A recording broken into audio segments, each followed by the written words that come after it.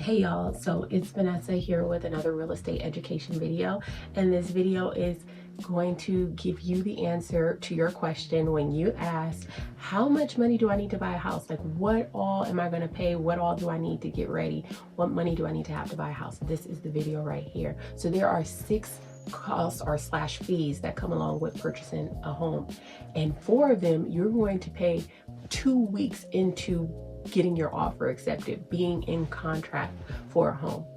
And here they are. Number 1 is going to be your option money.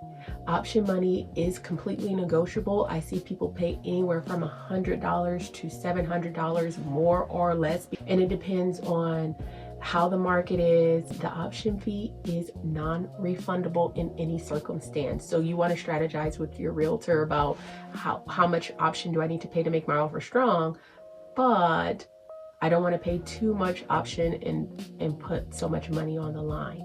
This gives you the freedom to be able to walk away from the home if you don't like it. Number 2 is going to be your earnest money deposit, EMD. You hear it as in the earnest money deposit is going to show the seller that you are committed, you are putting some skin in the game, you're serious. A lot of times I see earnest money deposit as 1% of the purchase price of the home. So for instance, if the home is about $400,000, you might want to have a $4,000 earnest money deposit. Number 3 is going to be your inspections. Typically, when you go on a contract on a home, you're going to want to get a general inspection done. That's going to give you the whole lay of the land, what's going on with the major systems, anything out of code. They're going to tell you everything from a cracked outlet to the foundation to the pool. So that one is going to be about $500 to $800 depending on the size of the home, based off the square footage of the home, the inspection company that you go with, and what all services they are doing. And then if something comes up, say the chimney needs further evaluation, you might want to get a chimney specialist, someone who can repair it. They don't really give you so much detail and cost associated with it. You might want to get a second opinion by a specialist of things that come up on the report. So with additional inspections, you might end up paying $0. Sometimes these people come out for free because it might be business for them. So you could pay $0 to $400 for additional specialty inspection. Number 4 is going to be your appraisal. So this is the last thing you will probably pay before you get to closing, or very, very close to closing. Appraisal, that is ordered by your lender, and it depends on your lender how much it's going to be. So some lenders I've seen as low as $650. Some I've seen appraisals as high as $900. So that depends on the lender, the size of the home. 5 is going to be your homeowner insurance. Homeowner insurance can be shopped for just like car insurance. So you want to get the best rate, and your homeowner insurance premium, the whole first year, the whole premium is going to be due at closing. So that's a big expense. It's going to be a part of your closing costs.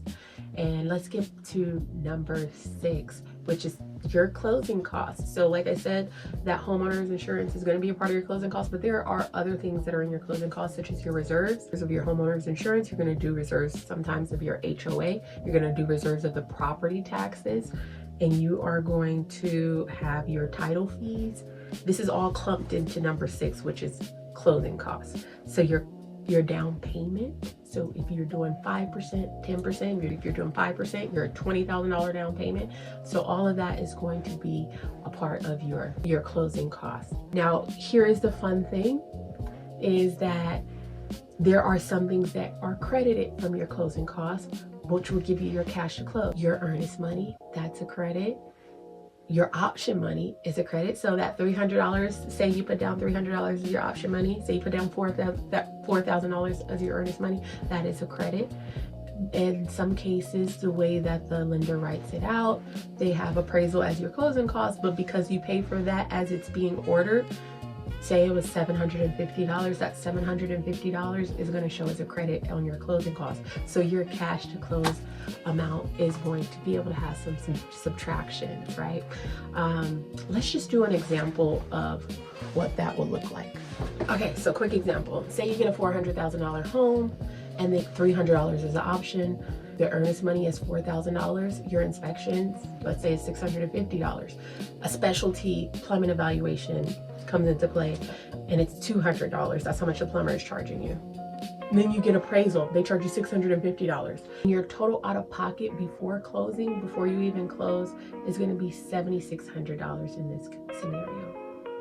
Now let's say your closing costs and your reserves are about $12,000. Just made up that number. And then your down payment is going to be 5%, which is going to be $20,000. Let's say your total due in the transaction is going to be $32,000. And then we have to subtract that $4,000 earnest money. Then we are going to subtract the $300 option money. And then your estimated remaining cash flow is going to be $27,700. So plus inspections and appraisal, you may have already paid out of pocket. Let's say it's about $29,000 is how much more cash you're going to need to close. All right, hopefully that helps you understand what all you will have to pay when you go to be in contract for a home. So this is some that you're going to pay in the beginning and some you're going to pay in the end.